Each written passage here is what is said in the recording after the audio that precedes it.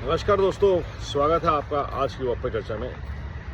जेन जी का तो पता नहीं, लेकिन उससे पहले की जनरेशन्स ने जागना शुरू कर दिया है। जेन बी मतलब पुराने वकील, एक 70 साल के सुप्रीम कोर्ट के अधिवक्ता के अंदर जागृति आई और उसने आवाज़ उठाई, अब और नहीं।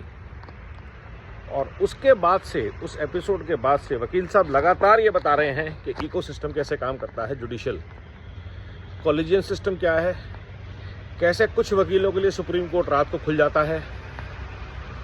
और ये कोई और साधारण व्यक्ति नहीं बोल रहा, ये सुप्रीम कोर्ट के ही अधिवक्ता बोल रहे हैं। और ये बातें बहुत सारे वकील बहुत सालों से बोल रहे हैं। कैसे कोई व्यक्ति अचानक आता है और जज बन जाता है, कैसे सुप्रीम कोर्ट के एक जज का बेटा 2 साल के अंदर सीनियर एडवोकेट बन के जजिंग बनने के लिए तैयार हो जाता है। और क्यों एक इकोसिस्टम जजेस को बनाना, सर्टन लोगों को जजेस बनाना चाहता है, और वो खुद वकील रहते हैं, सीनियर वकील होते हैं और पूरा लॉ सिस्टम कंट्रोल करते हैं। बाबरी मस्जिद, राम जन्मभूमि से लेकर के जिहादियों से लेकर के आतंकवाद, सबकी पैरवी वही कुछ लोग करते हैं। ये कल रामकिशोर जी ने अपने ट्वीट्स में बताया और वो बार बार ये जागृति ला रहे हैं। तो सवाल ये है कि जुडिशियल अकाउंटेबिलिटी क्या है। जब लाखों करोड़ों केस पेंडिंग है तो क्यों जुडिशरी से सवाल नहीं पूछा जा सकता? क्यों जुडिशरी को टाइम बाउंड तरीके से जस्टिस नहीं मिल सकता? एक व्यक्ति ने, अतुल ने, सुभाष शायद नाम था उनका, जिन्होंने बैंगलोर में आत्महत्या कर ली थी अपने ससुरालीजन और पत्नी के प्रताड़नाओं की वजह से। उससे पहले 150 बार उसको बैंगलोर से जौनपुर बुलाया वकीलों ने, जजेस ने, टॉर्चर करने के लिए।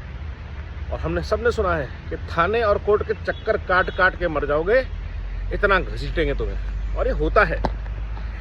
ये जो बातें हैं ये अतिशयोक्ति नहीं है, हम खुद भुगतते हैं इन चीज़ों को रोज़। भ्रष्टाचार का गढ़ जो है वो थाने और कोर्ट होते हैं, क्योंकि पुलिस भी आपको रगड़ेगी और कोर्ट भी आपको रगड़ेगा अगर आप एक साधारण नागरिक हैं। बचने का तरीका, बढ़िया वकील करिए। कुछ केसेस में हम लोग सोसाइटी के लिए लड़ रहे हैं, उसमें हर कोई बोलता है जी बढ़िया वकील करो। बढ़िया वकील क्या होता है भाई? जिसकी जज से जान पहचान हो। जान पहचान क्या होती है? क्योंकि जज बायस्ड होते हैं। रीज़न कुछ भी हो सकता है, पैसे खाते हो, यारी दोस्ती हो, साथ घूमने जाते हो, गोल्फ खेलते हो, वकील की रिस्पेक्ट हो, लेकिन बायस्ड होते हैं। ये हकीकत है। वरना 2-4 व्यक्तियों के लिए जज खड़े होकर बात नहीं करते, दरवाजे नहीं खोलते उनके लिए। जुडिशरी को एक इकोसिस्टम कंट्रोल करता है, बाहर से, अंदर से। और आज वक्त है कि भारत के अंदर जुडिशियल रिफॉर्म के लिए चर्चा की जाए। अगर आप बोलते हैं कि सरकार तंत्र नहीं हो सकता तो आईएएस भी नहीं होना चाहिए। आईपीएस से भी लॉ की एक्सपेक्टेशन की जानी चाहिए, क्योंकि वो भी सरकारी सिस्टम से निकल के आते हैं। एक जुडिशियल सिस्टम होना चाहिए। वकील को जज नहीं बनना चाहिए, पहली बात। जजेस के ऊपर एक रिस्पॉन्सिबिलिटी होनी चाहिए कि कोई भी केस आएगा,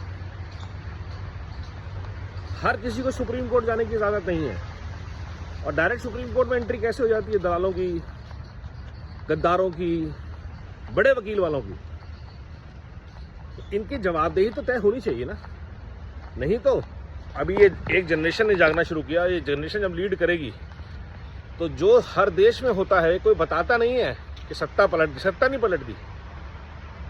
वो आवाज़ होती है न्याय व्यवस्था के खिलाफ, और न्याय व्यवस्था शुरू होती है न्यायपालिका से। कानून व्यवस्था और न्याय व्यवस्था, 2 चीज़ों के खिलाफ जन आक्रोश होता है। जड़ में सबकी भ्रष्टाचार होता है, इसमें कोई दो राय नहीं है। लेकिन कोर्टों को जलाया जाएगा, वो गलत बात होगी। वकीलों को घसीटा जाएगा सड़कों पे, जजेस को कूटा जाएगा, ऐसा बिल्कुल नहीं होना चाहिए। ये जो एपिसोड हुआ है और ऐसे जो भी एपिसोड हुए हैं, ये सबक होने चाहिए, आई ओपनर होने चाहिए, ताकि नेपाल और बांग्लादेश जैसी स्थिति कोर्टों के लिए ना हो। क्योंकि अल्टीमेटली सबसे बड़ा टॉर्चर है वो है जिस व्यक्ति के साथ अन्याय हुआ हो जब वो अपने लिए न्याय की गुहार लगाए, वो उसके लिए उससे ज़्यादा बड़ा टॉर्चर बन जाए। अन्याय होता है, चुपचाप सहो, नहीं तो कोर्ट में, थाने में घसीट दिए जाओगे। ये बात खत्म होनी चाहिए। जिसके साथ अन्याय हुआ है उसको उम्मीद होनी चाहिए, उसका विश्वास होना चाहिए मजबूत कि अगर मैं न्याय के खिलाफ लड़ूंगा तो मुझे न्याय मिलेगा और तुरंत मिलेगा, जल्दी से जल्दी मिलेगा।